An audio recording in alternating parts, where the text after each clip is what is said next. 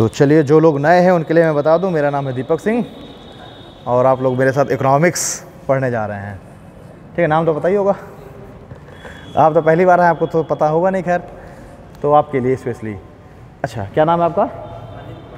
अनिल त्रिपाठी, अनिल विश्वकर्मा, ठीक, चलो। और आप भी पहली बार आई हैं, आपका क्या नाम है? अवंतिका, ठीक, काफ़ी धार्मिक नाम है आपका। किस शहर का नाम अवंतिका था? हाँ, ठीक है, चलिए। हाँ, इकोनॉमिक्स हम लोग बात कर रहे हैं। तो हम लोगों ने लास्ट क्लास में, देखिए शेड्यूल में क्लास लगी हुई है एक्चुअली में। इस समय अगर आप शेड्यूल देखेंगे तो मेरे ख्याल से माइनिंग और ऐसे कुछ लगी हुई है, इंडस्ट्री एंड माइनिंग वगैरह, है ना, शेड्यूल में इंडस्ट्री एंड माइंस। अच्छा, वो जो टॉपिक है वो मुझे लग रहा है कि काफ़ी हद तक वो फैक्ट बेस पे टॉपिक है, केवल फैक्ट हैं। यहाँ ये माइन है, ये इंडस्ट्री है, तो वो जो है ठीक, वो जो है सेकेंडरी हम लोग रखेंगे। हम लोग जो अभी इकोनॉमिक्स में जो हम लोग बात करेंगे वो हम लोग बात करेंगे जो समझने वाले टॉपिक हैं, जैसे कि मनी सिस्टम, है ना, जैसे कि आपकी जो भी RBI के द्वारा जो भी पॉलिसी लेकर के आई जा रही हैं, मॉनेटरी पॉलिसी वगैरह, ये हम देखेंगे। शेयर मार्केट देखेंगे, हम बजट देखेंगे, इस तरह के जो टॉपिक हैं, GDP वगैरह, हाँ, जो भी आपकी क्या कहते हैं, बॉम्बे स्टॉक एक्सचेंज BSE वगैरह क्या है, नेशनल स्टॉक एक्सचेंज क्या है, क्या काम है इनका, ठीक है, मनी स्वैपिंग क्या है, तो ये सारी चीज़ें क्या हैं, थोड़ा सा कॉन्सेप्चुअल चीज़ें हैं। तो ये हम लोग पहले देखेंगे और जो फैक्ट बेस पर चीज़ें हैं वो फिर हम लोग बाद में देखेंगे, या फिर कभी भी कोई इस तरह एक्स्ट्रा क्लास मिलेगी उसमें हम लोग देखते रहेंगे। ठीक है, इंडस्ट्री और माइन वगैरह तो वो सब फैक्ट है। अच्छा, इसमें हम लोग इकोनॉमिक्स में स्टार्ट किए थे पिछले बार टॉपिक, हम लोगों ने बार्टर सिस्टम और मनी सिस्टम, ये हम लोगों ने स्टार्ट किया था। Barter system and money system को हमने स्टार्ट किया था। अच्छा, लास्ट क्लास में हम लोगों ने बार्टर सिस्टम और मनी सिस्टम दोनों में हम लोगों ने डिफरेंस देख लिया था, आखिरकार क्या है बार्टर सिस्टम और किस तरीके से बार्टर सिस्टम की जगह पर मनी सिस्टम आया, या अगर मैं कह दूं evolution of money system, money system का विकास कैसे हुआ, इसकी हम लोगों ने बात कर रखी थी। तो अवंतिका जी, आखिरकार बार्टर सिस्टम है क्या? बार्टर सिस्टम वस्तु विनिमय प्रणाली के नाम सुने हैं? वस्तु विनिमय, वही है बार्टर सिस्टम। इंग्लिश में वस्तु विनिमय को क्या कहते हैं? Barter system. क्या है वस्तु विनिमय, क्या है अवंतिका जी? आपका स्कॉर्फ बगल वाली सुमन को अच्छा लगा, सुमन नाम है ना, और सुमन का स्टॉल आपको अच्छा लगा, आप दोनों ने एक दूसरे से क्या कर लिया, स्वैपिंग कर ली, क्या हो गया, वस्तु विनिमय हो गया। अब मान के चलिए कि आपको तो सुमन का स्टॉल अच्छा लगा, सुमन को आपका स्टॉल नहीं अच्छा लग रहा, सुमन को अच्छा लग रहा है आपके बगल वाली का कुछ आइटम, तो वो क्या कहेगी कि नहीं, मुझे आपके स्टॉल से चेंज नहीं करनी, मुझे उसके जो है स्वेटर से चेंज करना है। तो आपके लिए समस्या क्या होगी कि आप पहले उसको जो है मनाइए कि वो आपसे आपके स्टॉल के बदले में आपको स्वेटर दे दे, तब जो है आप इसको देंगी।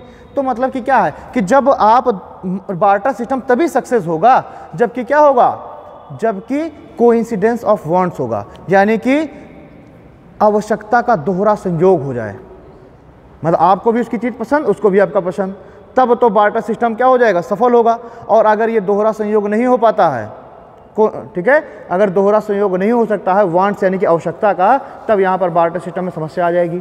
और इसी समस्या को दूर करने के लिए क्या हुआ, मनी सिस्टम का इजाद हुआ। भाई मनी सिस्टम में तो ऐसी कोई समस्या आती नहीं है, मनी सिस्टम में तो क्या है, स्टॉल पसंद है तो आप कह दोगे ठीक है मैंने 200 का खरीदा था, अब चूंकि मैंने 2 महीना यूज कर लिया तो 150 रुपये दे दो मुझे, इसमें कोई समस्या आई नहीं, कोइंसिडेंस ऑफ वांट्स आया नहीं। तो क्या हुआ, मनी सिस्टम का विकास होना चालू हुआ, इवोल्यूशन होना चालू हुआ। और हम लोगों ने वहाँ पर बार्टर सिस्टम की क्या क्या प्रॉफिट थे और क्या क्या हम लोगों ने लॉस थे वो हम लोगों ने उस क्लास में देख लिया था। फिर हमने मनी सिस्टम के क्या प्रॉफिट थे और क्या लॉस थे वो भी हम लोगों ने बात कर ली थी। हम लोग यहाँ पर अब बात कर रहे थे evolution of money system, evolution of money system, यानी मनी सिस्टम का इवोल्यूशन यानी कि उद्विकास, विकास एक क्रम से, ठीक है, एक क्रम से किस तरीके से मनी सिस्टम को क्या हुआ, विकास हुआ। तो सबसे पहले जब बार्टर सिस्टम को रिप्लेस करके मनी सिस्टम का यूज करना चालू किया गया तो सबसे पहले, अब ऐसा तो है नहीं कि अचानक से करेंसी बननी चालू हो गई, कॉइन बनने चालू हो गए, नोट छपने चालू हो गए, ये तो था नहीं। लोगों ने क्या किया, मनी सिस्टम की जगह पर लोगों ने किसी न किसी कमोडिटी यानी कि वस्तु का यूज चालू कर दिया। आप लोगों ने मानक मान लिया, आप लोगों ने ये मार्कर है, मार्कर को आप लोगों ने मानक मान लिया कि एक marker is equal to 1 kilo गेहूँ। अब जिसके पास ये एक मार्कर होगा उसको क्या हो जाएगा, 1 किलो गेहूँ मिल जाएगा। ये मार्कर वो कहीं भी लेके चले जाए उस पूरे क्षेत्र में। लेकिन अच्छा, कमोडिटी मनी की भी लिमिटेशन भी है। अब मान लीजिए एक मार्कर की कीमत 1 किलो गेहूँ बांदा में है, अब आप इसको लेकर के चित्रकूट चले जाएं तो वहाँ पर तो दूसरा अंपायर है, दूसरा समाज है, तो वहाँ पर क्या कह रहे हैं कि हम तो मार्कर लेंगे ही नहीं, हमें आप मार्कर की जगह आप हमें पेन दीजिए, तो एक पेन की कीमत हम 1 किलो गेहूँ मानेंगे। तो ये क्या है, ये जो है जब मनी सिस्टम का विकास हुआ तो सबसे पहले विकास के क्रम में क्या आया, कमोडिटी मनी।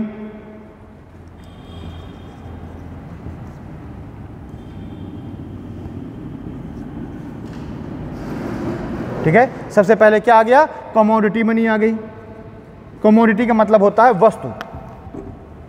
कमोडिटी का मतलब क्या होता है, वस्तु।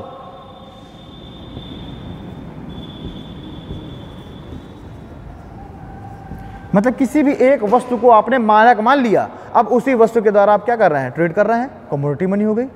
ठीक है, तो कमोडिटी मनी का देखिए फायदा तो एक ये है कि इसके लिए आपको नोट और छापने की आवश्यकता नहीं है। किसी भी एक सामान को आपने मानक मान लिया, उसके द्वारा व्यापार कर रहे हैं। लिमिटेशन क्या है कमोडिटी मनी की, अब मैंने जैसे आपको उस दिन समझाया था कमोडिटी मनी में कि फिजी आइलैंड के कुछ जो क्षेत्र हैं वो व्हेल टीथ को क्या मान रहे थे, ट्रेड का एक मीडियम एक्सेप्ट किए हुए थे।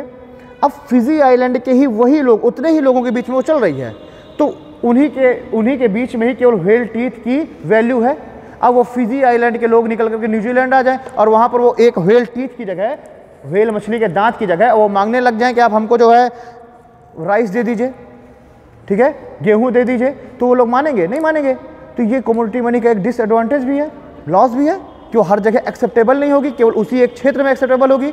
दूसरा, अब मान लीजिए किसी एक सामान को उन लोगों ने कमोडिटी मनी को वो मानक माना हुआ है, अब वो सामान क्या है, वो खराब होने वाला सामान है।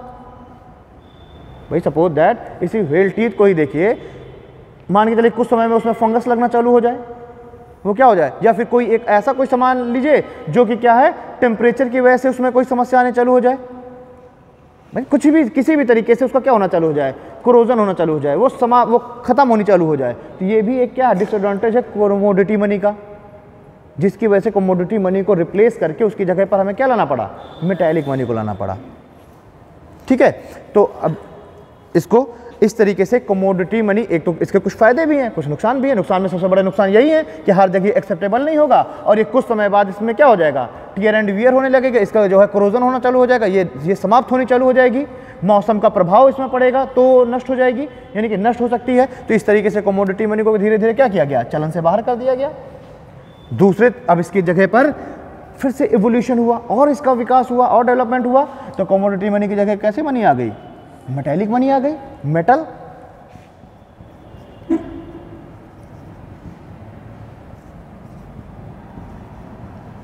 अब मेटालिक मनी क्या है, जो भी मनी मेटल के द्वारा बनाई जाए। देखिए मेटल, सबसे पहले तो लोगों को कमोडिटी मनी में यही समस्या हो रही थी कि उसका क्या हो रहा था, कोरोजन हो रहा था। मेटालिक मनी लेके आए ताकि कोरोजन से बच जाए, टेम्परेचर के प्रभावों से बच जाए, वो मनी सेफ रही है। अब ये वो समय है, उद्विकास के क्रम में ये वो समय है जब अब मेटल की खोज हो गई। भाई कमोडिटी मनी तो और एंशिएंट टाइम में चल रही होगी ना, जब मेटल की खोज ही नहीं हुई थी। अब धीरे धीरे जब मेटल की खोज हुई तो लोगों को पता चला कि यार मेटल तो बहुत बढ़िया चीज़ है, हम क्या करें, गोल्ड के हम कॉइन बनाएं, सिल्वर के कॉइन बनाएं, ये जल्दी से ख़राब नहीं होंगे। तो जब मेटल का जब आविष्कार हुआ तो उसी के साथ साथ क्या हुआ, मेटालिक मनी का आविष्कार हो गया।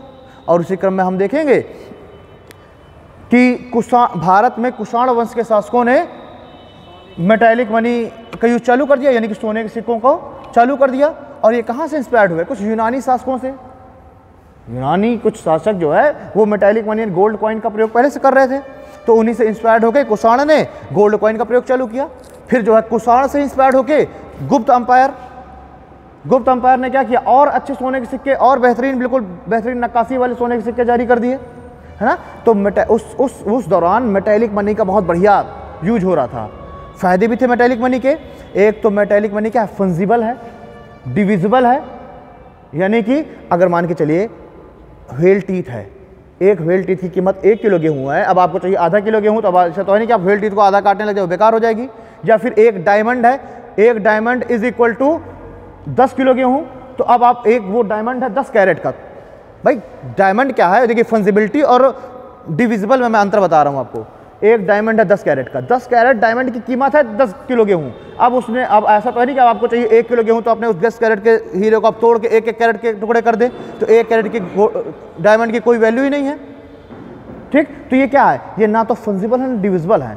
फंजिबिलिटी और डिविजिबिलिटी ये होती है कि मान लीजिए आपके जेब में 2000 की नोट है, अब आप गए शर्ट लेने, शर्ट है 1500 रुपये की, तो अब आप क्या कर सकते हैं, आपने उसको 2000 की नोट दी, उसने आपको 500 रुपये वापस कर दिया, वही वैल्यू 500 की भी है। अब आपको 1500 देने हैं, अब 2000 की नोटें देके 500 की 3 नोटें दे दीजिए, आप एक 100 रुपये की 15 नोटें दे दीजिए। ये क्या है, ये है फंजिबिलिटी एंड डिविजिबिलिटी का गुण। तो कमोडिटी मनी में फंजिबिलिटी और डिविजिबिलिटी भी नहीं थी, इसलिए वो भी ये भी कारण था उसके चलन से बाहर होने का। मेटेलिक मनी में एक ये फ़ायदा था कि ये फंजिबल भी थी, डिविजिबल भी थी। भाई गोल्ड कॉइन है, गोल्ड क्या है, गोल्ड की उसको चाहे आप कितने भी टुकड़े में कर दीजिए, उसकी वैल्यू वही रहेगी, क्योंकि ग्राम के हिसाब से है वो। ठीक, लेकिन मेटेलिक मनी के भी चलन में से बाहर होने का एक बड़ा कारण था, अभी समझ लो, फिर मैं दो लाइन में सब लिखवा दूंगा। मेटेलिक मनी के भी चलन में बाहर होने का एक बहुत महत्वपूर्ण कारण था। कारण ये था कि धीरे धीरे भारत का जो ट्रेड है वो यूरोपीय देशों के साथ कम होना चालू हो गया है। हम अगर देखें तो प्री मिडिवल हिस्ट्री की जब हम बात करते हैं, तो उस समय कुस्तुनतुनिया वाला जो क्षेत्र था टर्की का, वो जो आज इस्तांबुल कहला रहा है, कुस्तुनतुनिया वाला जो क्षेत्र है उससे ट्रेड रूट को बंद कर दिया गया। ठीक है, इधर जो इजिप्ट से होकर के जो ट्रेड हो रहा था, जो सीधे इटली माल पहुंच रहा था, तो इजिप्ट ने भी वहां पर रोक लगा दी। इटली ने भी उस क्षेत्र का क्या कर लिया, राष्ट्रीयकरण कर लिया, उस क्षेत्र पर रोक लगा दी। तो अब जो है व्यापार में समस्या खड़ी हो गई। व्यापार में क्या हो गया, समस्या खड़ी हो गई। भारत से जो भी माल जा रहा था यूरोप जा रहा था, और यूरोप से सोने और चांदी के सिक्के भारत आ रहे थे। भारत से माल जा रहा था यूरोप, और यूरोप से सोने चांदी के सिक्के आ रहे थे भारत। भारत के पास खूब सिक्का था, खूब सोना था, तो बढ़िया खूब मेटेलिक मनी बन रही थी। इस काल में क्या हुआ कि जो ट्रेड है वो बंद हो गया, ट्रेड बंद हो गया तो मेटल आना बंद हो गया, मेटल आना बंद हो गया तो मेटल करेंसियाँ बनाएंगे कैसे, मेटेलिक मनी बनाए। अब एक मान लीजिए उस समय तो खूब भरपूर सोना था, तो एक गोल्ड कॉइन इतना बड़ा है 10 ग्राम का, एक गोल्ड कॉइन है 10 ग्राम का। ठीक है, अब जब सोना की वही कमी ही हो गई, तो अब उसी गोल्ड कॉइन का क्या कर दिया गया, साइज कम कर दिया गया, 10 ग्राम की जगह 5 ग्राम का गोल्ड कॉइन कर दिया गया, है ना। अब उसकी जो फेस वैल्यू है, फेस वैल्यू तो उतनी ही रखी गई। मान लीजिए 10 ग्राम का कॉइन था, फेस वैल्यू उसकी 100 रुपये ही है। अब गोल्ड की कमी आने से क्या हो गया, उसका साइज घटा दिया गया, 5 ग्राम हो गया, तब भी फेस वैल्यू उतनी है। इससे क्या हो गया, इससे भी समस्या आनी क्रिएट हो गई, उसकी फेस वैल्यू इंट्रिंसिक वैल्यू की वजह से भी समस्या आनी चालू हो गई। दूसरी चीज, गोल्ड कम हो गया तो राजाओं ने क्या किया, तांबे के सिक्के जारी कर दिए। भाई गोल्ड आना कम हो गया तो राजा ने क्या कर दिया, उसी 100 रुपए की वैल्यू का गोल्ड की जगह तांबे का सिक्का जारी कर दिया, और उसकी फेस वैल्यू क्या रखी गई, 100 रुपए रखी गई। लेकिन जो इंट्रिंसिक वैल्यू है, अंतर्भूत जो मूल्य है, वो तो तांबे का गोल्ड से बहुत कम है। तो अब लोग क्या करेंगे, आम जनता गोल्ड कॉइन को क्या कर देगी, स्टोर करना चालू कर देगी, और उसकी जगह पर तांबे वाला सिक्का चलाना चालू कर देगी। बात समझ रहे कि नहीं समझ में आ रही भाई। ये जो है एक अर्थशास्त्री हैं यूनाइटेड किंगडम के, नाम उनका मुझे थॉमस, कुछ नाम है उनका, थॉमस के आगे कुछ है, भूल गया। तो यूनाइटेड किंगडम के वो अर्थशास्त्री, उन्होंने कहा है कि bad coin replace good coin, bad coin replace good coin, यानी कि जब भी कभी बैड कॉइन मार्केट में आएगी तो गुड कॉइन को हमेशा रिप्लेस कर देगी। तो बैड कॉइन यानी कि तांबे का सिक्का आना चालू हुआ, तो उसने क्या कर दिया, गुड कॉइन को जो है रिप्लेस कर दिया। लोगों ने देखा कि यार जो है, अगर भाई सोने का वो जो सिक्का है, अब तुम्हारे पास मान लीजिए सोने का सिक्का पुराना पड़ा हुआ है, अब नया सिक्का जारी कर दिया गया तांबे का, दोनों की वैल्यू 100 रुपये ही है, तो तुम पागल थोड़ा हो कि तुम सोने का सिक्का आप जाके मार्केट में चलाओगे। तुम तो सोने के सिक्कों को अपने घर में रख लोगे। तुम कहोगे कि यार इसको अगर मैं पिघला लूँगा सोने के सिक्के को, तो इसकी वैल्यू हो जाएगी 1000 रुपये। भाई आप उस सोने के सिक्के को आप क्यों चलाएंगे, आप उस सोने के सिक्कों को आप पिघला करके आप उसका मेटल आप जाकर के बाजार में बेचेंगे तो बिक जाएगा 1000 रुपये का। तो ये जो 1000 जो सोने के सिक्का जो कीमत है 100 रुपये मार्केट में सिक्के की, वो क्या होती है, वो होती है उस सिक्के की फेस वैल्यू। और आपने जब उस सिक्के को जो पिघला दिया और वो बन गया मेटल में, और आपने जब मेटल जाके बेचा तो वो बिका 1000 का, ये क्या है, उसकी इंट्रिंसिक वैल्यू है, यानी अंतर्भूत मूल्य है। तो जब फेस वैल्यू से इंट्रिंसिक वैल्यू ज़्यादा हो जाएगी तो हमेशा क्या हो जाएगा, वो करेंसी हमेशा स्टोर होने चालू हो जाएगी, है ना। तो जैसे ही ट्रेड का, देखिए इसका मेटेलिक मनी का चलन से बाहर होने का कारण क्या था, ट्रेड का कम होना, व्यापारिक रास्तों का बंद होना, ठीक है। गोल्ड की कमी हुई, तांबे के सिक्के जारी हुए, तांबे के सिक्के जारी हुए तो आपने गोल्ड के को जो है अपने जेब में रखा, घर में रखा, और तांबे के सिक्का आपने चलन में चालू कर दिया, ठीक है। तो इससे भी क्या हो गया, इससे भी एक तो मेटेलिक करेंसी में इसमें भी समस्या आनी चालू हो गई। दूसरी चीज और लोगों ने क्या किया, लोगों ने मेटेलिक मनी, गोल्ड और सिल्वर के मेटेलिक मनी के सिक्के लोगों ने बढ़िया से उनको बोरों में भरते थे और खूब उसको खूब हिलाएं, तो क्या है वो हमेशा गोल्ड और सिल्वर का क्या क्रोजन तो हो गई ना, थोड़ा थोड़ा क्रोजन तो हो गई जब आप उनको बोरे में भर के हिला रहे हैं कायदे से, या फिर जो है कुछ केमिकल्स में आप उनको हल्का फुल्का डिप कर रहे हैं, तो उनका क्या है वो मेल्ट होंगे। तो लोग यही करना चालू कर दिए। अब भाई उसकी फेस वैल्यू तो 100 रुपये ही है, अब लोगों ने क्या किया, उसको बढ़िया से जो है उसको कहीं मेटल में, उसमें केमिकल में पिघला लें, कहीं इस तरह बोरों में वो करके, और बाद में उसको बढ़िया धो करके इकट्ठा कर लें गोल्ड अलग। तो इससे क्या हो गया, इससे भी समस्या आनी चालू हो गई, इससे भी समस्या आनी चालू हो गई। लोग यही सिक्कों को लोग इसी तरीके से कम करना चालू कर दिया। वो 10 ग्राम का सिक्का धीरे धीरे 7 ग्राम का बचता था, हाँ। तो ये भी एक कारण हो गया मेटेलिक मनी को चलन से बाहर करने का। देखिए मेटेलिक मनी के फायदे भी थे, फंजिबल भी थी, डिविजिबल भी थी मेटेलिक मनी, ठीक है। क्योंकि उपलब्धता कम थी इसलिए बहुत ज़्यादा बन भी नहीं पा रही थी, इसलिए इन्फ्लेशन में भी क्या था, इन्फ्लेशन में भी अंकुश लगा हुआ था, बहुत ज़्यादा मुद्रास्फीति भी नहीं हो पा रही थी, मार्केट की कीमतें भी स्थायी थीं, पैसे की कीमत भी स्थायी थी, क्योंकि महंगी धातु है ना, इतनी ज़्यादा तो महंगी धातु आ नहीं जाएगी। तो इसके फायदे क्या हैं मेटेलिक मनी के, मुद्रास्फीति का कम होना, मार्केट की कीमतों का कम होना, है ना, साथ ही साथ अच्छा ये कुछ हाँ डिविजिबल और फंजिबल होना उसका, ये तो इसके फायदे हो गए। नुकसान क्या हो गए, वही नुकसान हो गया कि सोने के सिक्के की जगह तांबे के सिक्के चलने लग गए, फेस वैल्यू दोनों की एक ही, तो लोगों ने सोने के सिक्के स्टोर करके तांबे के सिक्के चलाने चालू कर दिए, है ना।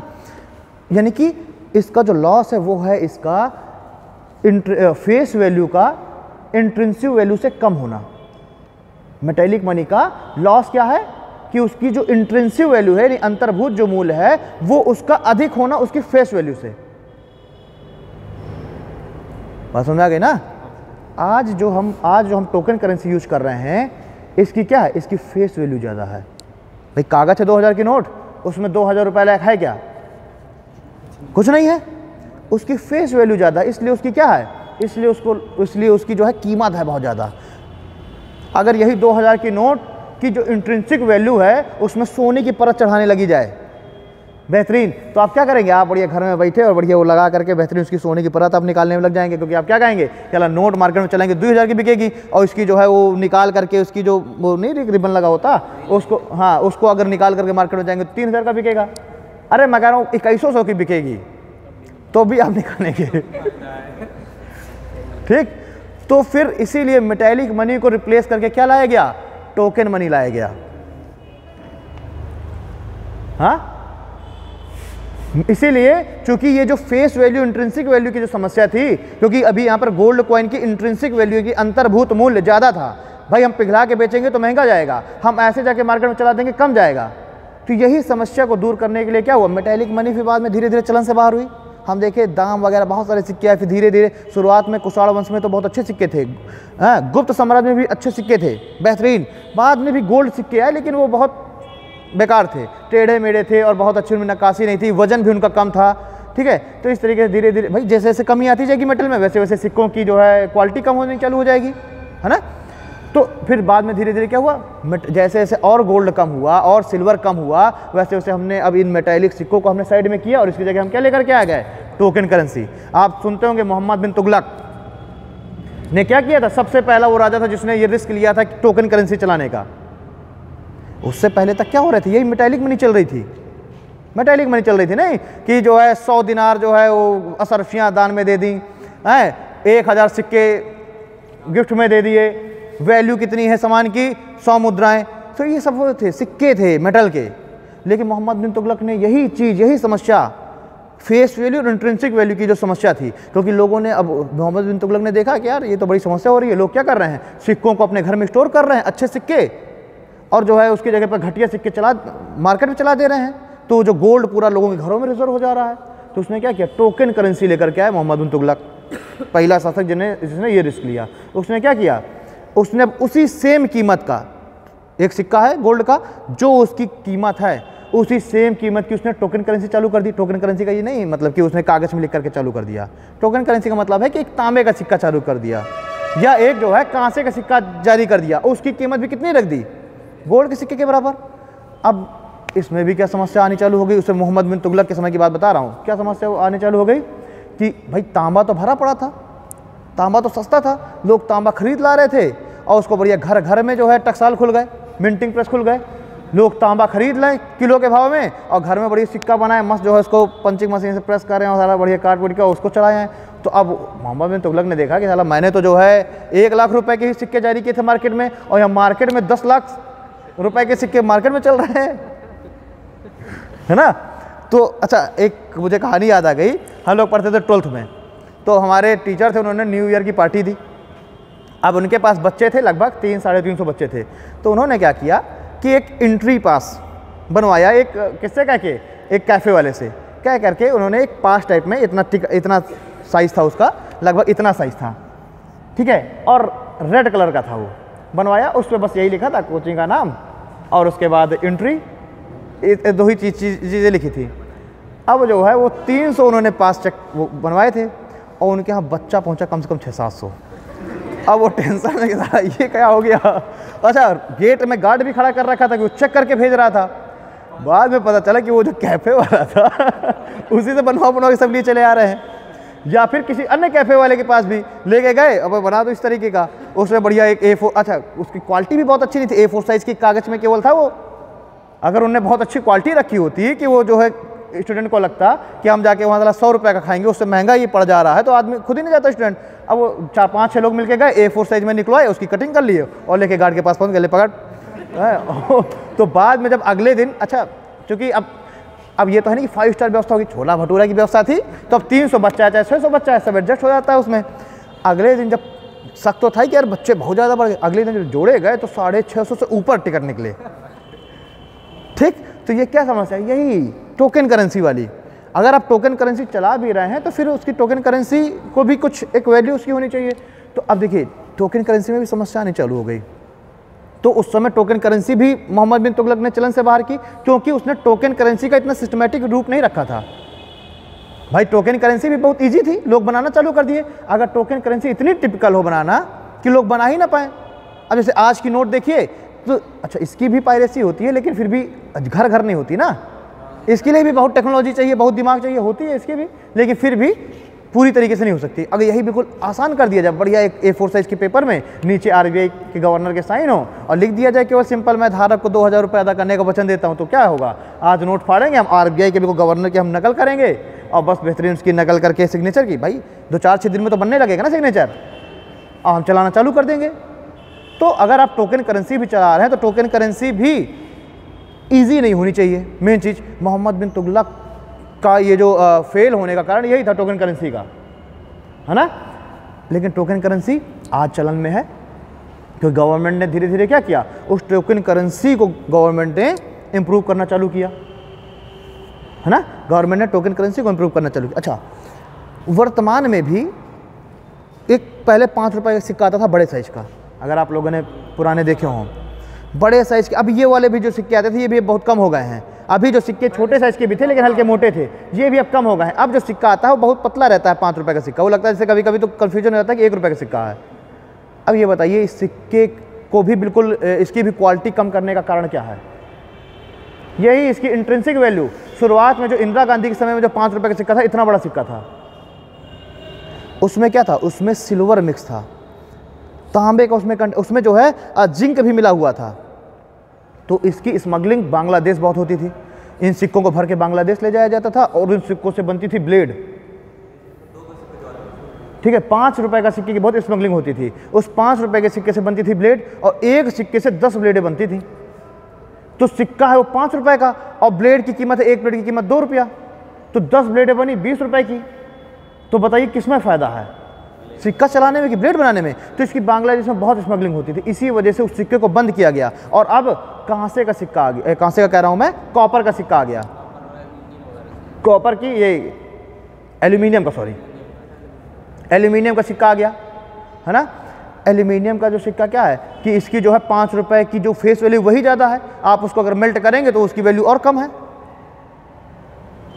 ना। एल्यूमिनियम का जो सिक्का पतला आ रहा है तो उसकी फेस वैल्यू ज़्यादा है, 5 रुपए है, और अगर आप उसको मेल्ट करते हैं, उसका आप मेटल अब बेचने जाए मार्केट में तो और कम है। तो अब उसको कोई स्मगलिंग करेगा? नहीं करेगा, किसी मतलब की नहीं है वो, ठीक है।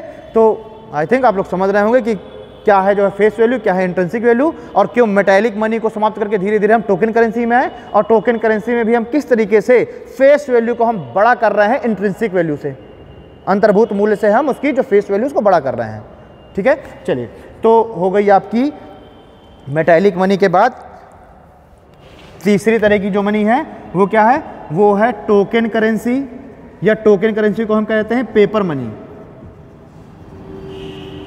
टोकन करेंसी को हम क्या कहते हैं? पेपर मनी, ठीक है। टोकन करेंसी ही क्या? Paper money. आज जो हमारी जेब में जो नोट है 2000 की, उस नोट में, किसी भी नोट में गलती से आरबीआई के गवर्नर के साइन मिस हो जाएं प्रिंट होने, तो उस नोट की कोई वैल्यू है? नहीं है, क्योंकि जब आरबीआई के गवर्नर के साइन है तभी वो जो नोट है आपकी जेब में वो क्या है, वो लीगल टेंडर है, ठीक। मैंने पिछले बार भी एग्जांपल दिया था कि लीगल बात की वैल्यू तो उसी की होगी ना जो व्यक्ति सामर्थ्यवान होगा। अब मैं कह दूं कि मैं अपनी एक नोट जारी कर दूं और कह दूं कि मैं जो है इस नोट की कीमत 2000 रुपये है, मार्केट में कहीं भी लेके चले जाओ, तो कोई मानेगा मार्केट में? क्या वैल्यू है मेरी? कुछ नहीं। उस नोट में वैल्यू उस कागज की नहीं है, उस नोट में वैल्यू सिग्नेचर की, आरबीआई के गवर्नर की, क्योंकि आरबीआई के गवर्नर ने रिस्पॉन्सिबिलिटी ली है कि ये 2000 की नोट कोई भी कहीं भी लेकर के चले जाएगा, इसकी कीमत 2000 रुपये ही होगी। मतलब कि 2000 रुपये की इक्वल टू का ही गोल्ड हमारे पास रिजर्व है। भाई ऐसा तो है नहीं कि नोटें जितनी मन करे उतनी छाप लो, जितना गोल्ड रिजर्व होगा उतनी ही नोटें छापी जाएंगी। और अगर 2000 की नोट है तो उस 2000 की नोट की बराबर का गोल्ड आरबीआई के पास रिजर्व है। नोट की कोई वैल्यू नहीं है, वैल्यू है वहाँ जो गोल्ड रिजर्व है।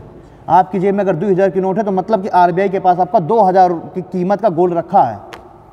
इंटरनेशनल करेंसी क्या है? इंटरनेशनल जो मनी है वो क्या है? गोल्ड है या तो डॉलर है। अपनी इंडियन रुपया है क्या? नहीं है। आप इंडियन रुपये को आप दूसरी कंट्री में लेके जाइए, नहीं एक्सेप्ट करेंगे। गोल्ड आप कहीं भी विश्व में लेके चले जाइए, सबको एक्सेप्ट करेगा। डॉलर कहीं भी लेके चले जाइए, सब एक्सेप्ट करेगा। अब कुछ देश भले ही अब हटाना चालू कर दिए हैं, चाइना भी हटाने के कगार पे है, रशिया भी हटा रहा है, वो अलग मैटर है, पर वो लोग खुद अपने आप में सफिशिएंट है ना, रशिया और चाइना।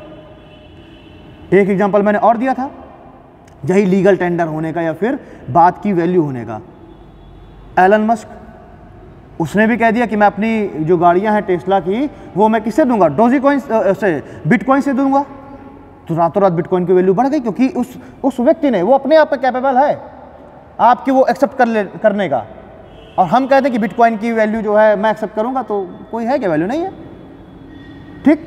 तो ये क्या है? पेपर करेंसी यानी कि टोकन करेंसी। टोकन करेंसी तभी वैलिड होगी जब ऑथराइज्ड पर्सनैलिटी के द्वारा, गवर्नमेंट के द्वारा, गवर्नमेंट का ही तो आरबीआई गवर्नर है, गवर्नमेंट के द्वारा जब उसकी जिम्मेदारी ली जाए कि इसको मैं एक्सेप्ट करता हूं, तो टोकन करेंसी या पेपर करेंसी की क्या है? वैल्यू है।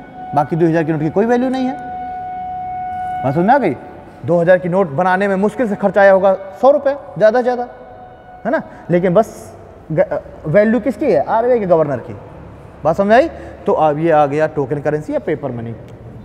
अगली अगर हम बात करें, अगली करेंसी क्या होगी? बैंक मनी या डिजिटल मनी। बैंक मनी है ये, देखिए एवोल्यूशन का क्रम है, विकास का क्रम है। कमोडिटी मनी, फिर मेटालिक मनी, फिर और प्रोग्रेस किया इकोनॉमी ने तो क्या आ गई? टोकन करेंसी या पेपर मनी। और प्रोग्रेस किया तो डिजिटल मनी या बैंक मनी।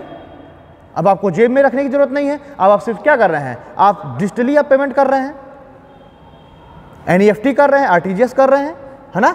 बहुत सारी वैलेट्स आ गए, वैलेट्स आपके पैसे का ट्रांसफर कर रहे हैं, ठीक है। तो ये क्या हो गया? ये आपका क्या हो गया? बैंक मनी या डिजिटल मनी। और पांचवा तरीका कैसा है, जिसे फ्यूचर की मनी भी कह सकते हैं, वर्चुअल करेंसी, क्रिप्टो करेंसी। और ये वर्चुअल करेंसी, क्रिप्टो करेंसी, ये जनरेट कैसी होती है, बनती कैसी है, ब्लॉकचेन टेक्नोलॉजी से। तो ब्लॉकचेन टेक्नोलॉजी क्या है, ये भविष्य की जो है टेक्नोलॉजी है। आगे हम आने वाले भविष्य में हम क्या करेंगे, हम बिटकॉइन और डिजिटल ये जो आपकी क्रिप्टो करेंसी इसको हम एक्सेप्ट करेंगे। क्योंकि भाई इसलिए हम एक्सेप्ट करेंगे क्योंकि अब हम देख रहे हैं कि जो हमारी ये बैंक मनी है, डिजिटल मनी है, साथ में टोकन करेंसी, पेपर करेंसी, इसमें भी क्या हो रही है, पायरेसी हो रही है, इसमें भी फ्रॉड हो रहा है। लेकिन जो बिटकॉइन है या जो क्रिप्टो करेंसी है वो क्या है, वो यूनिक बिल्कुल एल्गोरिदम में काम करती है, प्रोग्रामिंग उसकी क्या है, यूनिक है।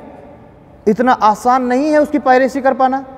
भाई एक क्रिप्टो करेंसी उस बिटकॉइन की वैल्यू क्यों है, क्योंकि भाई उसकी जो है उसकी कोडिंग इतनी टफ है, प्रोग्रामिंग इतनी टफ है कि अगर कोई वैसा ही बिटकॉइन बनाना चाहेगा तो जितनी बिटकॉइन की कीमत है हो सकता है उससे ज़्यादा खर्चा आ जाए।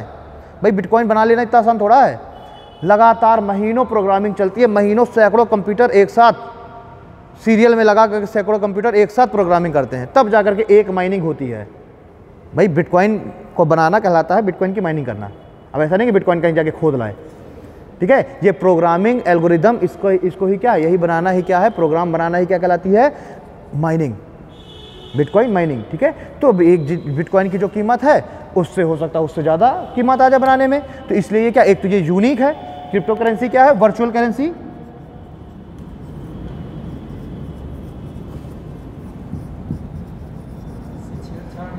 हाँ, इसकी पायरेसी नहीं हो सकती, डुप्लीकेसी नहीं हो सकती इसकी, ठीक है। लेकिन क्या ये हमारे यहाँ लीगलाइज्ड है, नहीं, क्योंकि अभी तक गवर्नमेंट ने इसको अपनी अप्रूवल नहीं दी है। जिस दिन मोदी जी कहते भाई और बहनों कल से जो है हम बिटकॉइन की कीमत, एक बिटकॉइन की कीमत हम 1 लाख रुपए करने जा रहे हैं। एक्चुअली में बिटकॉइन की कीमत, एक बिटकॉइन की कीमत लगभग 14 लाख रुपए है, एक बिटकॉइन की कीमत लगभग 14 लाख। लेकिन अगर मोदी जी सिर्फ यही कहते हैं कि एक बिटकॉइन की कीमत कल से हम 1 लाख रुपए करने जा रहे हैं, तो अब क्या हो गया, अब एक ऑथराइज्ड पर्सनैलिटी ने अब उसको जो है लीगलाइज कर दिया। अब वो क्या बन गया, एक तरीके से लीगल टेंडर बन गया, वो लीगल टेंडर बन गया एक तरीके से, है ना। तो अभी तक इसको हमने नहीं किया है, लेकिन साउथ अमेरिकन देश है, कौन सा, अल सल्वाडोर ने इसको अपने यहाँ लीगल मान लिया है। अल सल्वाडोर ने कह दिया कि हम इसको लीगलाइज करते हैं, तो वहाँ पर अब जो है आप पेमेंट इसमें भी कर सकते हैं। क्या हो गया,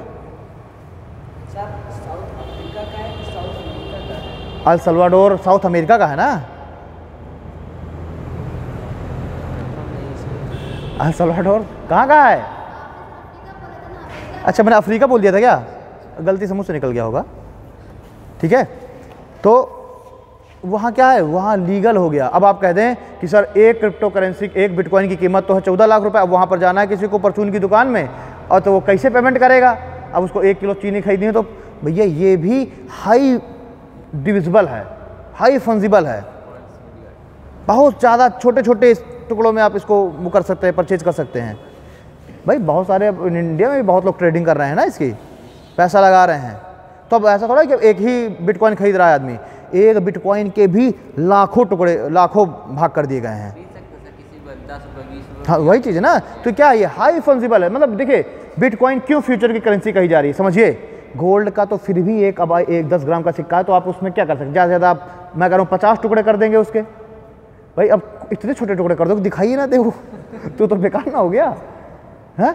तो ये क्या है, इसकी भी एक लिमिट है फंजिबल होने की। लेकिन बिटकॉइन वर्चुअल करेंसी क्या है, हाई फंजिबल, कोई लिमिट नहीं है। आप 1 करोड़ टुकड़े कर दो, आप 1 अरब टुकड़े कर दो उसके, फिर भी उसकी वैल्यू रहेगी कुछ ना कुछ। आप 10 रुपये का भी आप बिटकॉइन खरीद सकते हैं, जबकि एक बिटकॉइन की कीमत क्या है 14 लाख, आप 10 रुपये का भी खरीद सकते हैं। तो सोचिए कितना कौन सा हिस्सा है वो जो आप खरीद रहे हैं, ठीक है। तो इसीलिए क्या कही जा रही है, इसीलिए कही जा रही है future money, crypto currency, virtual money, future currency, ठीक है। अब देखिए, अब लीगल टेंडर क्या है, ठीक है। ये तो हो गई, ये तो मनी के टाइप हो गए, 5 तरीके की ये मनी सिस्टम में, एवोल्यूशन ऑफ मनी में 5 तरीके की मनी है। अब अगर हम बात करें कि आखिरकार टोकन करेंसी है क्या, मैंने सर पिछली बार बात की थी क्या टोकन करेंसी की, नहीं बात की थी, ठीक है। टोकन करेंसी क्या है, सुनिए। टोकन करेंसी नवंबर 2017 में हुआ था ना विमुद्रीकरण, नोटबंदी 16 में हुआ था, जब भी हुआ था उस दिन जो है मोदी जी आए 8 बजे और क्या कहे, भाइयों और बहनों आज रात 8 बजे के बाद से 1000 और 500 की नोट लीगल टेंडर नहीं रह जाएंगी। बंद नहीं कहे थे, लीगल टेंडर नहीं रह जाएंगी। मतलब कि जो वो ऑथराइज्ड जो पर्सनैलिटी है उसने क्या कह दिया कि हमारी कोई गारंटी नहीं है, अब हम इसको जो है एक्सेप्ट नहीं करेंगे। और जब सरकार नहीं एक्सेप्ट कर रही है तो फिर वो किस कीमत की, वो बेकार, वो अब वो तो सिर्फ कागज़ का टुकड़ा रहेगा ही, रद्दी। गलत कह रहा हूँ, ठीक है। तो उन्होंने ये नहीं कहा कि नोट बंद हो गया, लीगल टेंडर नहीं रहेगी। तो कोई भी, मान लीजिए मोदी जी आए और इस मार्कर में लिख के चले जाएं, मतलब मोदी जी के थ्रू आरबीआई गवर्नर इस मार्कर में लिख के चले जाए कि इस मार्कर की कीमत आज से 1 करोड़ रुपए है, ठीक है। और मोदी जी भी इसको कह दें कि हाँ जो आरबीआई गवर्नर जो कहा है वो माना जाएगा, तो क्या है, हो गई, लीगल टेंडर हो गया। अब इस मार्कर को जब छुपा घुमा जाएगा। बस समझ में आ रही है ना, ठीक है। तो लीगल टेंडर कुछ नहीं है, लीगल टेंडर सिर्फ एक जो ऑथराइज्ड जो पर्सन है उसके द्वारा शपथ दे देना कि हम इसको मानेंगे, ठीक है। और भारत में क्या है, authorised person government, RBI governor, बस में। तो ये है लीगल टेंडर, ठीक है। अभी आगे हम लोग फिएट मनी की भी बात करेंगे, आखिरकार क्या है फिएट मनी, ठीक है। यहाँ पर इवोल्यूशन ऑफ मनी के ये 5 ये जरा नोट कर लीजिए। और कुछ मनी के फंक्शन हम लोग देखते हैं, कुछ मनी के फंक्शंस की बात करते हैं। लास्ट क्लास में हमने मनी के फंक्शन की बात की थी क्या, प्राइमरी फंक्शन की मेरे ख्याल से बात कर ली थी, है ना। अभी हमने सेकेंडरी फंक्शन की बात नहीं की, प्राइमरी फंक्शन की बात की थी। ये 5 पहले एवोल्यूशन ऑफ मनी लिख लीजिए, एवोल्यूशन ऑफ मनी में ये 5 ये लिख लीजिए। अभी इनकी हम लोग इंडिविजुअली बात करेंगे, ठीक है। मैं इसको लिखवा दूंगा 2-2 लाइन में। अब आप एक हेडिंग डालिए, primary function of money system.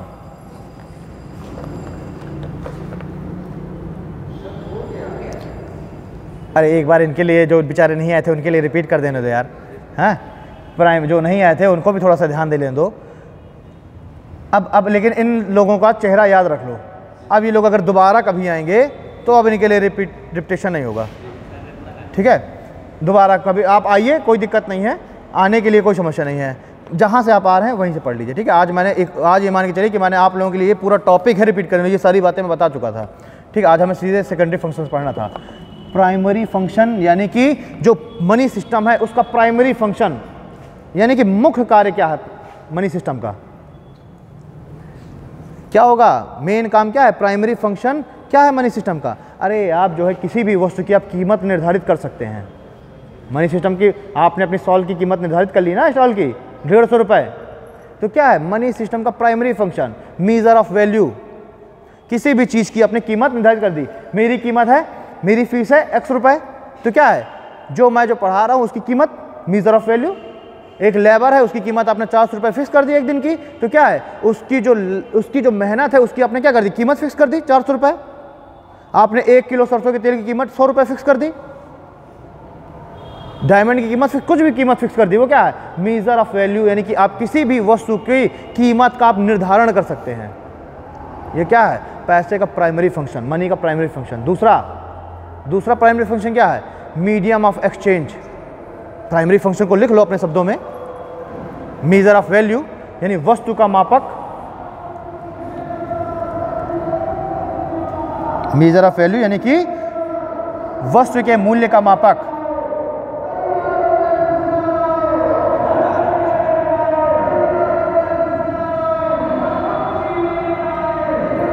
ठीक है, तो प्राइमरी फंक्शन क्या है, वस्तु के मूल्य का मापक।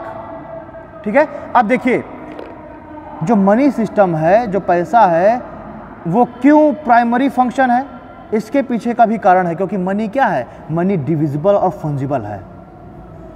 मनी डिविजिबल है और फंजिबल है, इसीलिए वो क्या है, इसीलिए वस्तु का क्या हो रहा है, मूल्य का निर्धारण कर रहा है, मूल्य का मापन कर रहा है, इसीलिए वो क्या हो गया, प्राइमरी फंक्शन हो गया। भाई आप 2000 की नोट आप मार्केट में लेके जाइए, मैंने बताया 2000 की नोट आप मार्केट में लेके जाइए, 2000 रुपये आपको पेमेंट करना है, चाहे आप 2000 की एक नोट दे दीजिए, 500 की 4 दे दीजिए, 100 की 20 दे दीजिए। आप 2000 की आपकी नोट जेब में पड़ी, 1 किलो सरसों का तेल खरीदना है तो भी आपको मिल जाएगी, कोई ये थोड़ा कहेगा कि आप 2000 की नोट नहीं लेंगे। तो क्या है, मनी लिख लीजिए, money is a primary function, money has a primary function because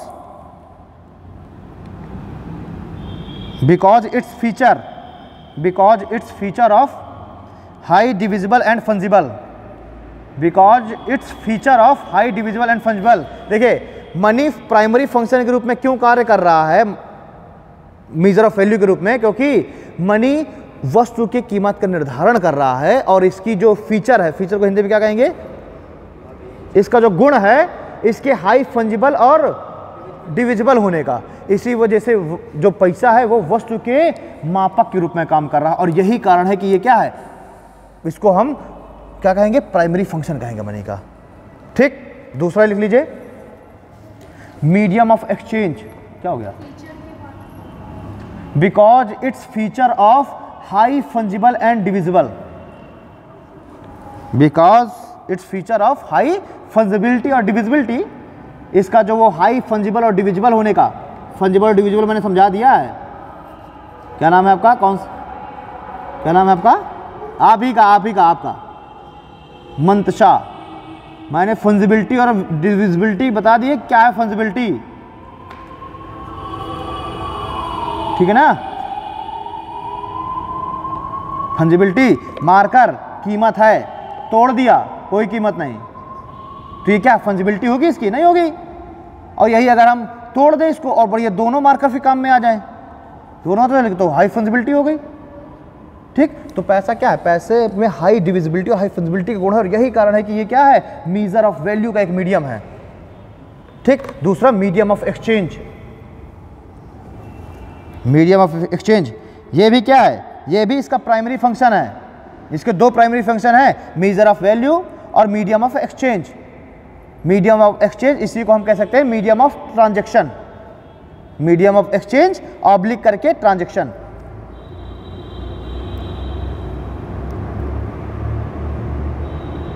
ठीक, मनी से हम क्या कर सकते हैं, कोई भी ट्रांजैक्शन कर सकते हैं, ठीक है, कोई भी एक्सचेंज कर सकते हैं। अब भाई ये एक्सचेंज ही तो है, मीडियम ऑफ एक्सचेंज का ही तो सहारा है कि इसको चाहिए आपका स्टॉल और आपने 150 रुपये में उसको बेच दिया, तो क्या है मीडियम ऑफ एक्सचेंज या ट्रांजैक्शन। तो पैसे की वजह से ही संभव हो पाया। और इसके जो गुण है पैसे के, हाई ड्यूरेबल होना, लो काउंटरफेट होना, काउंटरफेट मीन्स नकल बनने की संभावना का कम होना, नकल बनने की संभावना का कम होना, ठीक है, तो लेस काउंटरफेट। तो इसके लेस काउंटरफेट होने, इसका ड्यूरेबल होना, इसका मोस्ट एक्सेप्टेबल होना, ये सब कारण है जो कि पैसे को क्या बनाते हैं, पैसे को हाई मीडियम ऑफ एक्सचेंज बनाते हैं, पैसे को मीडियम ऑफ एक्सचेंज बनाते हैं। और ये बना रहे हैं इसलिए प्राइमरी फंक्शन हो गया। हाँ, अभी हाल ही फिलहाल यार एक एग्जाम नहीं, अच्छा मैंने तुम लोगों को एग्जाम में दिया था, ठीक है, तुम लोगों को मैंने टेस्ट में दिया था ये लोग क्वेश्चन, ठीक है। तो ये बहुत बेसिक क्वेश्चन है, बहुत अच्छा क्वेश्चन है, पूछ लेता है एग्जाम में सिर्फ कि पैसे का प्राइमरी फंक्शन निम्न में से क्या है। और उसमें ऑप्शन में सब देगा बहुत सारे, उसमें जो ऑप्शन में लिखा होगा मेजर ऑफ वैल्यू और मीडियम ऑफ एक्सचेंज, वही आंसर हो जाएगा, है ना। तो ये दो क्या हो गए, ये दो हो गए प्राइमरी फंक्शन। अब लिखिए secondary function of money system, secondary function of money system. Secondary function of money system में पहला इसका सेकेंडरी फंक्शन है स्टोर ऑफ वैल्यू, मूल्य का संचय, स्टोर ऑफ वैल्यू यानी मूल्य का संचय।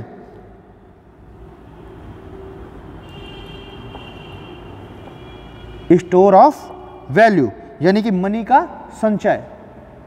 अब एक बात बताओ, आपके पास पड़ी है 50 बीघा जमीन,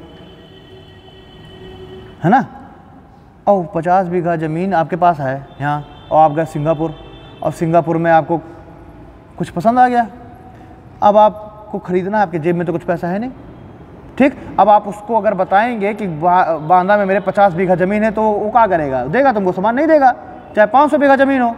लेकिन यही आप लैंड को सेल करके और उस पैसे को आप अपने अकाउंट में डाल लीजिए, तो क्या है, उस लैंड की कीमत अगर 50 करोड़ रुपए है और आपने उस 50 करोड़ में लैंड को सेल करके उसका जो वैल्यू है उसको अपने अकाउंट में डाल लिया, तो एक तरीके से तो आप अपने जेब में, अपने अकाउंट में 50 बीघा ज़मीन लेके घूम रहे हैं ना।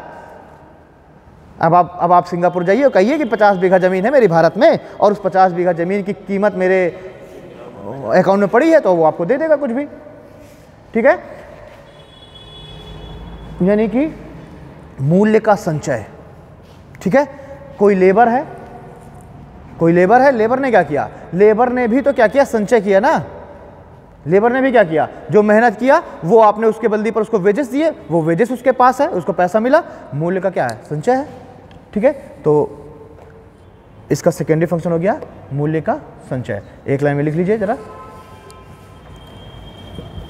मूल्य का संचय लिखिए। लैंड सेल एंड, एक एग्जांपल में लिखवा दे रहा हूं जिससे आपको याद रहेगा। Sale land and store money in your bank. Sale land and store money in your bank और इन कैश फॉर्म।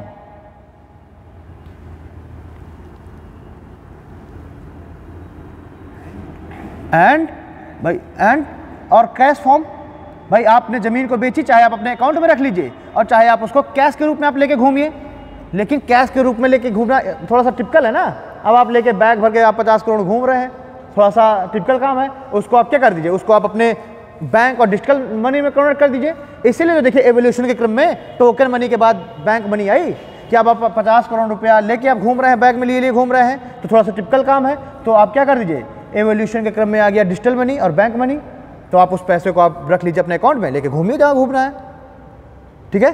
तो मैंने एक एग्जांपल लिखवा दिया ताकि इस एग्जांपल से आपको याद रहे कि सेल लैंड, अपनी ज़मीन बेच दीजिए और उस पैसे को, उस वैल्यू को आप चाहे अपने अकाउंट में लेके घूमिए, चाहे कैश में लेके घूमिए, ठीक है।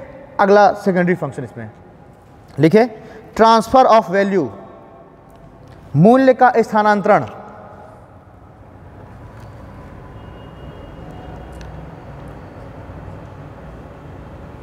ट्रांसफर ऑफ वैल्यू यानी मूल्य का स्थानांतरण। वो था मूल्य का संचय, ये है मूल्य का स्थानांतरण। किसी के घर वाले, मतलब पिताजी किसी के आउट ऑफ होम रहते हैं क्या, बाहर जॉब कर रहे हो, किसी के पापा हैं, कौन से डिपार्टमेंट में, कहाँ में हैं, कहाँ जॉब करते हैं, हाँ, ब्रुनेई, उरई, ब्रुनेई। मैंने कहा तब तो जो है, फिर तब तो जो है जितने बार आते होंगे उतने बार एक तो गोल्ड प्लेटेड कुछ ना कुछ लेके आते होंगे। हाँ, उरई, ठीक। तो आप लोग यहाँ पर रहती हैं, पापा पैसा कैसे लाते हैं, भाई कैश में लाते होंगे या तो आपके अकाउंट में डलवा देते होंगे। जॉब कर रहे हैं वो उरई में, जॉब कर रहे हैं उरई में, मेहनत वहाँ कर रहे हैं, लेकिन उनने जो मेहनत की वो कन्वर्ट हो गई किस में, पैसे में, और उस पैसे को उन्होंने आपके खर्च के लिए क्या कर दिया, ट्रांसफ़र कर दिया। तो यानी कि ये भी मनी का क्या है, एक मनी का फंक्शन है, जबकि है सेकेंडरी फंक्शन, बट फिर भी मनी का एक इंपॉर्टेंट फंक्शन है कि मनी क्या कर सकती है, आपकी मेहनत को पैसे में कन्वर्ट कर देगी और वो पैसा आप कहीं पर भी भेज सकते हैं किसी के लिए, है ना। मान लीजिए विदेश में कोई जॉब कर रहा है, वहाँ उसने वर्क किया, जो सैलरी मिली उस सैलरी को वो अपने घर वालों के पास भेज देगा। तो ये क्या हो गया, ये वैल्यू का ट्रांसफ़र हुआ कि नहीं हुआ, ट्रांसफ़र हुआ ना, मूल्य का स्थानांतरण हो गया। तो ये भी क्या है, मनी का एक सेकेंडरी फंक्शन है। तो इसको लिख लीजिए अपने शब्दों में, इस तरह की चीज़ें लिख लिया करिए ताकि आपको जब समझ में, मैंने समझा दिया कि आप मतलब जो भी, जैसे लेबर है, लेबर ने मेहनत की और उस मेहनत के बदले पर उसको क्या मिला, वेजेस मिला, उसको मेहनताना मिला, उस मेहनताने को उसने क्या कर दिया, अपने घर वालों को ट्रांसफ़र कर दिया, भेज दिया। तो उसकी जो मेहनत है वो मेहनत हुई पैसे में कन्वर्ट, और पैसा जो है दूसरी जगह स्थानांतरण हो गया। मेहनत कर रहा है ये, लेकिन इसकी मेहनत की वजह से परिवार उसका पल रहा है। तो ये क्या हो गया, मूल्य का स्थानांतरण तो हुआ। अब मान लीजिए ये मनी सिस्टम ना होता और ये होता कि तुम दिन भर मेहनत करोगे और तुमको मिलेगा मान लीजिए 10 रोटी, सपोज दैट। अब वो है विदेश में, तो अब वो क्या, उसका कोई यूज़ है नहीं है, बेकार। तो उसकी जो मेहनत है उसका स्थानांतरण हो पाया, नहीं हो पाया। भाई कमोडिटी मनी अगर चल रही होती और मैं अगर जॉब कर रहा होता, फिजी में पढ़ा रहा होता बच्चों को, तो मुझे क्या मिलता, एक व्हेल का टीथ, उस व्हेल के, ठीक है, एक व्हेल का टीथ मुझे मिलता, मैं उस व्हेल के टीथ को दे करके मैं खरीद लेता 10 किलो गेहूँ। अब वो 10 किलो गेहूँ मुझे अपने घर में भेजना है, संभव था नहीं था, क्योंकि कमोडिटी मनी वो लाते लाते खराब हो जाती। तो मूल्य का स्थानांतरण नहीं हो पा रहा, ट्रांसफ़र ऑफ वैल्यू नहीं हो पा रही। मनी सिस्टम का ये सेकेंडरी फंक्शन है, ये इंपॉर्टेंट फंक्शन है कि क्या हो रहा है, ट्रांसफ़र ऑफ वैल्यू हो जा रही है। अगला लिखिए, तीसरा function, standard of deferred payment. Standard of deferred payment, deferred DEFERRED, standard of deferred payment, यानी स्थगित भुगतानों का मापक, स्थगित भुगतानों का मानक। अभी मैं समझाता हूं क्या है ये स्थगित भुगतान। स्थगित भुगतानों का मानक, स्थगित भुगतानों का मानक, ये स्टैंडर्ड ऑफ डिफर्ड पेमेंट होता है। मान लीजिए आपको पसंद आ गया आईफोन। अब आईफोन खरीदने के लिए या तो आप अपनी किडनी बेच दीजिए तो आप खरीद लेंगे, हो सकता है फिर भी थोड़ा बहुत कम पड़ जाएगा, नया लॉन्च हुआ हो तो तभी थोड़ा बहुत कम पड़ जाएगा, तो फिर आपको साथ में एक आंख भी बेचनी पड़ेगी। या तो आप इस तरीके से कर लीजिए, या तो फिर आप पिताजी से मांगिए तो आप 10 जूता खाइए, ठीक है, या तो फिर आप इतना कमा रहे हो कि आप खरीद लीजिए। लेकिन आपकी तीव्र इच्छा है आईफोन खरीदने की, अब इकट्ठा पैसा नहीं हो पा रहा, मान लीजिए 1.5 लाख का फ़ोन है, नहीं इकट्ठा पैसा हो रहा, तो अब आप क्या करेंगे, आप आईफोन खरीद सकते हैं। और किस माध्यम से खरीद सकते हैं, यही स्टैंडर्ड ऑफ डिफर्ड पेमेंट, यानी कि टुकड़े टुकड़े में भुगतान करके, यानी EMI, लोन, क्या है, यही तो है। तो ये भी क्या पैसे का प्राइमरी फंक्शन हो गया कि नहीं हो गया। अब मान लीजिए ये अगर ये मनी सिस्टम में अभी चली ना रही होती ये वाला सिस्टम, तो क्या संभव था ये चीज़, नहीं संभव था, संभव नहीं था, ठीक है। ये संभव क्यों हो पाया, क्योंकि ये बैंक और डिजिटल मनी और पेपर और टोकन करेंसी मनी ये आई व्यवहारिक रूप में, इसलिए ये जो है संभव हो पाया। वहीं अगर मान लीजिए बार्टर सिस्टम चल रहा होता, बार्टर सिस्टम, तो आईफोन वाला क्या कहता, या तो मुझे अपनी किडनी दे दो, या तो फिर जो है व्हेल के इतने सारे दांत लेके आओ, या फिर वो सीप जो मैंने आपको कमोडिटी मनी में पिछले बार बताई थी, सीप भी चलती थी कमोडिटी मनी के रूप में, या तो अब वो सीप, वो खोल, शंख, भाई ये सब कहाँ चलते थे, जो कोस्टल कंट्रीज थी वहाँ पर सीप को भी, शंख जो थे उनको भी कमोडिटी मनी में, कौड़ी, ठीक है, उसको भी 8 कौड़ी में ये मिल जाएगा, 20 कौड़ी में ये मिल जाएगा।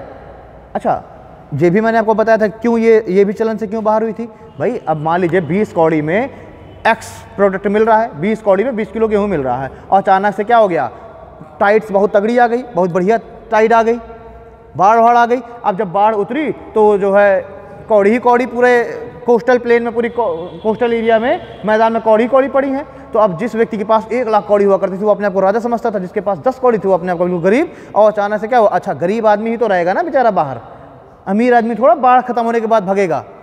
अब वो जो है गरीब आदमी जो है बेचारा, उसके पास घर तो है नहीं, वो टहल रहा है समुद्र के बगल बगल, तो उसको कौड़ियाँ मिल गई, तो वो क्या हो गया, वो जो है वो अमीर आदमी वो हमेशा के लहजे में उसको जो है गरिया रहा है, तो अब उसको सुनेगा नहीं सुनेगा, क्योंकि तुम्हारे पास 1 लाख कौड़ी और मुझे जो है आज ही बाढ़ आई और मुझे उससे ज़्यादा मिल गई। ठीक, कमोडिटी मनी का क्या ये डिसएडवांटेज ही तो है जिसकी वजह से ये चलन से बाहर हुई। हम बात कर रहे हैं मनी सिस्टम में।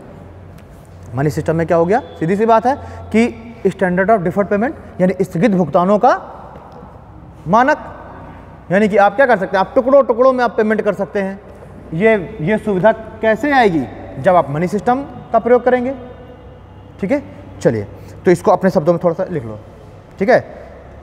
जैसे कि EMI हो गई, लोन हो गई, ये EMI और लोन लिख लो, अपने आप समझ में आ जाएगा।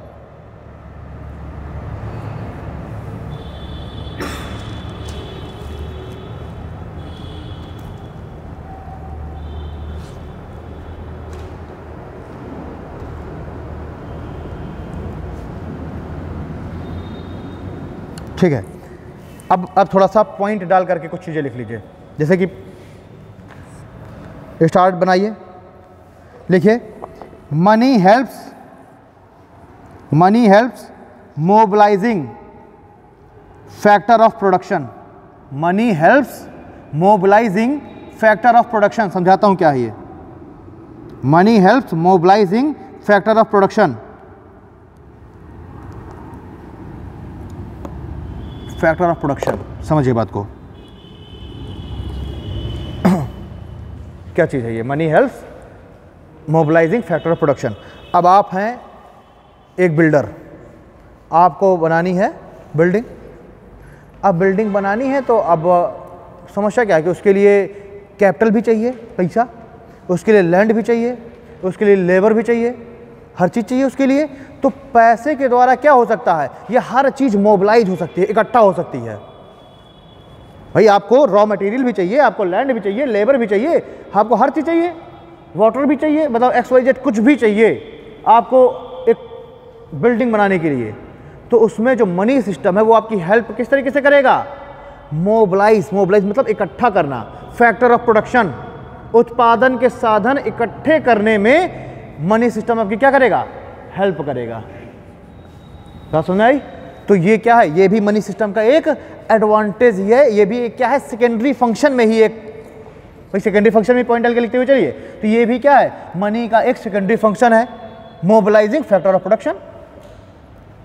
ठीक है, देखिए इकोनॉमिक्स में थोड़ा सा बहुत हिंदी की अपेक्षा मत करना, मतलब मैं जितना हो सकता है मैं हिंदी मैं कन्वर्ट करने की कोशिश करता हूँ, लेकिन मतलब कुछ वर्ड्स होते हैं कि जिसकी हिंदी वाकई में याद ही नहीं आती। ठीक है, तो बिल्कुल ऐसी अपेक्षा ना करें। मुझे लग रहा है कि मैं उसको देखिए समझा तो पूरा हिंदी में दे रहा हूँ, लिखवा मैं चाहे जैसे दूँ, उसको आप अपने लैंग्वेज में आप थोड़ा सा जो भी आपको समस्या हो थोड़ा सा नोट कर लिया करिए। ठीक है, अगला पॉइंट लिखिए, अगला पॉइंट लिखिए, money helps circular flow of income, money helps circular flow of income and financial intermediate, money helps circular flow of income and financial intermediate. ये क्या है? मनी हेल्प्स सर्कुलर फ्लो, पहले तो ये चीज़ समझिए, मनी हेल्प्स सर्कुलर फ्लो। भाई अब मान के चलिए कमोडिटी मनी है, या मैं कह रहा हूँ कि बार्टर सिस्टम चल रहा था, तो अब ऐसा तो है नहीं कि इसकी स्टॉल इसके पास गई, इसकी स्टॉल इसके पास गई, घूम घूम के वो स्टॉल इतना ज़्यादा इंपॉर्टेंट तो है नहीं। फाइनेंशियल की बात क्या बोला? फाइनेंशियल इंटरमीडिएट, ठीक है, इंटरमीडिएट। अब देखिए मनी सिस्टम में क्या है, सबसे अच्छी चीज़ क्या है कि पैसा किसी एक के पास तो रुकता नहीं है, ये तो सब लोग कहते ही हैं, हमें पूर्वज कहते चले आ रहे हैं कि पैसा किसी का नहीं, पैसा किसी के हाथ में नहीं रुकता। और जब पैसा, और यही इकोनॉमी यही चाहती है कि पैसा किसी के हाथ में रुके ना। अगर पैसा हाथ में रुक गया तो इकोनॉमी ना चौपट हो गई। ठीक है, पैसा अगर आपके हाथ में रुक गया तो डिफ्लेशन आ जाएगी, है ना, कीमतें क्या हो जाएंगी, मतलब बिल्कुल मार्केट में पैसा ही कम हो गया, पैसा मार्केट में बिल्कुल कम हो गया तो भी उसमें लोगों के रोजगार चले जाएंगे, बिल्कुल से डिफ्लेशन क्या है। देखिए कहा जाता है inflation is bad, inflation is bad but deflation is worst. भाई मार्केट में पैसा बहुत ज़्यादा आ जाए समस्या है, लेकिन मार्केट से पैसा बहुत कम हो जाए और ज़्यादा समस्या है। भाई मार्केट में पैसा बहुत ज़्यादा आ जाएगा तो आपकी नौकरी ना जाएगी, बस क्या हो जाएगा कि जो कीमतें बढ़ जाएंगी, सामान महंगा हो जाएगा। लेकिन अगर मार्केट से पैसा खत्म हो जाए तो फिर क्या किया जाएगा, कह दीजिएगा कि आपकी अब कोई आवश्यकता नहीं है, पैसा ही नहीं है आपको देने के लिए, कहाँ से देंगे, तो बेरोज़गारी आ जाती है। अगर आपसे कभी पूछा जाए कि बेरोज़गारी अनएम्प्लॉयमेंट का कारण क्या है, तो आप क्या बताएंगे, डिफ्लेशन, ना कि इन्फ्लेशन। ठीक है, आप क्या बताएंगे, डिफ्लेशन, बेरोजगारी कारण। तो एक कथन है, ये भी स्टेटमेंट है, inflation is bad but deflation is worst. मैं क्या बता रहा था यार, हाँ, circular flow of money and financial intermediate के रूप में ये काम करता है पैसा। कैसे, मैं तुम कट ना जाना किसी दिन, पैर के नीचे नीचे टहलते रहते हो। अभी एक दिन बचा देना, मेरे खरगोश काट डाले होते इसको, पहले मेरा चार्जर काट दिए, मेरा ईयरफोन काट दिए, सब काट दिए, ये बच गया और लैपटॉप के चार्जर को काटना चालू किए थे तो मैंने देख लिया। वो मेरे बेड में चढ़ते हैं, मेरे बेड में चढ़ के फिर मेरे टेबल में चढ़ जाते हैं, और टेबल में चढ़ के फिर वो सब है, एक वो बेचारी मॉडर्न हिस्ट्री की किताब को पूरा, तो समस्या। हाँ, अब ये मैं सोच रहा हूँ मैं ना किसको काट डालूँ पैर से। तो सर्कुलर फ्लो ऑफ मनी, ठीक है। अब मैं कह रहा हूँ कि पैसा अगर एक जगह रुका हुआ है तो इकोनॉमी क्या है, डाउन, चौपट। अब मनी का फ्लो कैसे हो रहा है, मैंने पैसा कमाया, मैंने सरकार को दिया टैक्स, सरकार ने उस टैक्स से क्या किया, इंफ्रास्ट्रक्चर रेडी किया, रोड बनाई, रोड बना के उसका टेंडर दे दिया, उसमें क्या लगने लग गया, टोल टैक्स लगने लग गया। अब हमने क्या किया, उस रोड को यूज किया तो हमने अब उसका टैक्स भरा, अब वो पैसा घूम करके फिर से कहाँ आ गया, गवर्नमेंट के पास आ गया। भाई टैक्स गवर्नमेंट ने कलेक्ट किया, टैक्स वापस से किसके पास आ गया, गवर्नमेंट के पास आ गया। देखिए हमारे पास से पैसा निकला था, हमने टैक्स दिया, उसी से रोड बनी, सरकार ने उस पर टैक्स लेना चालू कर दिया, यानी टोल टैक्स उस रोड पे। ठीक है, फिर से पैसा कहाँ चला गया, गवर्नमेंट के पास, गवर्नमेंट ने उस पैसे को क्या कर दिया, सोशल वेलफेयर में लगाया, लोगों को जो है मतलब सस्ते दरों पर मैं कह दूँ ऋण देना चालू कर दिया, या फिर लोगों को मकान बनाना चालू कर दिया, मतलब कुछ भी सोशल वेलफेयर में स्कॉलरशिप देनी चालू कर दी, ठीक है, अभ्युदय योजना चलानी चालू कर दी। तो वो सब घूम फिर के वो पैसा कहाँ पहुँच गया, हाउस होल्ड्स के पास से पैसा निकला था, यानी लोगों के पास से पैसा निकला था, और घूम फिर के वो पैसा कहाँ पहुँच गया, वापस से लोगों के पास। तो ये कैसे संभव है, मनी सिस्टम की वजह से। तो यही क्या है, सर्कुलर फ्लो ऑफ मनी, ठीक है। और फाइनेंशियल इंटरमीडिएट्स वही चीज है कि मतलब एक इंटरमीडिएट का मतलब है कि एक मीडिएटर के रूप में काम कर रहा है। पैसा क्या है कि मीडिएटर के रूप में काम कर रहा है। भाई अब हमको रोड में चलना है और सरकार को टैक्स कलेक्ट करना है, या फिर मैं कह दूं मैं हूं रतन टाटा, अब मैंने क्या बनाई, एक कार बनाई। अब सरकार ने क्या कहा, देखिए फाइनेंशियल इंटरमीडिएट क्या है, सरकार ने कहा मुझसे कि आप जो है अपनी गाड़ी का आप टैक्स जमा कीजिए, आप भाई आप प्रोडक्शन कर रहे हैं तो आप उद्योग कर आप जो जमा कीजिए। अब अगर यहाँ पर मनी सिस्टम अस्तित्व में ना होता और क्या चल रहा होता, वही बार्टर वाटर टाइप का कुछ चल रहा होता, प्रॉपर मनी सिस्टम, वो भी प्रॉपर मनी सिस्टम इस एडवांस स्टेज में ना होता, तो मैं क्या करता, मैंने बनाई 100 कारें और सरकार ने कहा कि आप 10% आप टैक्स जमा कर दीजिए। तो मैं क्या करूंगा, 100 कारों में से 10 कारें उठा के मैं सरकार को दे दूंगा। अब सरकार को वो जो टैक्स मुझसे लिया, सरकार तो टैक्स ले रही है ना कि वापस सोशल वेलफेयर में करने के लिए, वापस लोगों तक पहुंचाने के लिए। तो सरकार अब उन 10 कारों को 1 लाख लोगों तक कैसे पहुंचाएगी, कह देगी, एक से कह देगी तुम स्टीयरिंग ले जाओ, एक से कह देगी तुम एक पहिया ले जाओ, एक से कह देगी तुम कार्बोरेटर ले जाओ, एक एयर बैग खींच के ले जाओ, एक सीट कवर ले जाओ, या तो इस तरह वितरण हो। भाई आखिरकार सरकार जो टैक्स वसूल रही है तो वो हाउस होल्ड्स के लिए ही तो ले रही है ना, हाउस होल्ड्स मतलब आम लोगों के लिए, आम लोगों के सोशल वेलफेयर के लिए। तो या तो मैं भाई अपनी 100 कारें बना के उनको बेचूं और उससे जो पैसा मिले उसमें मैं 10% टैक्स जमा कर दूं। तो चूंकि पैसा क्या है, हाई फंजिबल, हाई डिविजिबल, तो सब में बढ़ जाएगा। अब वो मान लीजिए 1 लाख रुपए टैक्स मैंने जमा किया, उस 1 लाख को आप चाहें तो आप 10 लाख लोगों में बांट दीजिए। भाई क्या होगा, पैसे का छोटा टुकड़ा ही तो होगा, 1 लाख को 10 लाख में आप बांट दीजिए, है ना, और कम मिलेगा। 1 लाख को बांटिए, एक तो बड़ा अमाउंट मिल जाएगा, ठीक है। तो मतलब क्या है, पैसा क्या है, हाई फंजिबल और डिविजिबल है। इसलिए जो मनी सिस्टम में जो टैक्स लिया जा रहा है उसका सर्कुलर फ्लो भी हो रहा है और फाइनेंशियल इंटरमीडिएट के रूप में भी काम आ रहा है। और यहीं अगर मैं कार दे दूं तो किसी मतलब का नहीं, बेकार, ठीक है। तो ये भी क्या है आपका, ये भी आपका मनी का सेकेंडरी फंक्शन है। तो इसको, इस पॉइंट को अपने शब्दों में लिख लीजिए, जैसे भी लिखना हो आपको, ताकि आपको याद बना रहे। और देखिए एग्ज़ाम में आते हैं ये, और एग्ज़ाम में ऑप्शन ऐसे आते हैं कि आपको चारों सही लगेंगे, होता है ना एग्ज़ाम में ऑप्शन ऐसे आते हैं कि चारों सही लगते हैं, ठीक है। हाँ, एक जो है, काफ़ी समय पहले एक व्हाट्सएप में एक बड़ा इस तरह का एक वो चला था, उस फोटो में 4 अभिनेत्रियों की फ़ोटो बनी हुई थी और उसमें लिखा हुआ था कि एग्ज़ाम में ऑप्शन ऐसे ही आते हैं, चारों सही लगते हैं। तो जो है, तो ये आप तभी सही कर पाएंगे ऐसे क्वेश्चन जब आपको क्या है, बिल्कुल आपको कंफर्म है, बिल्कुल बेसिक, ठीक है। तो इसको अपने शब्दों में लिख लो कि सर्कुलर फ्लो, ठीक है। मतलब आप रतन टाटा वाला एग्जाम्पल आप लिख लो, आपको याद आ जाएगा।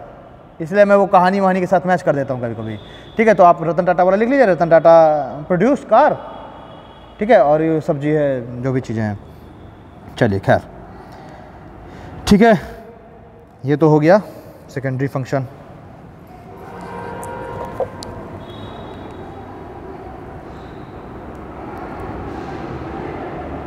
ठीक,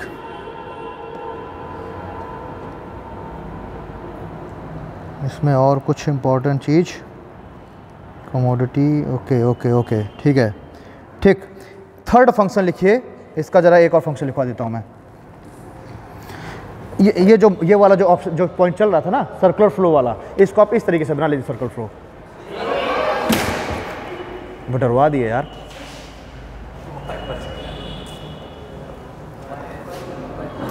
देखो बंद तो नहीं हुआ, नहीं सर, चल रहा है,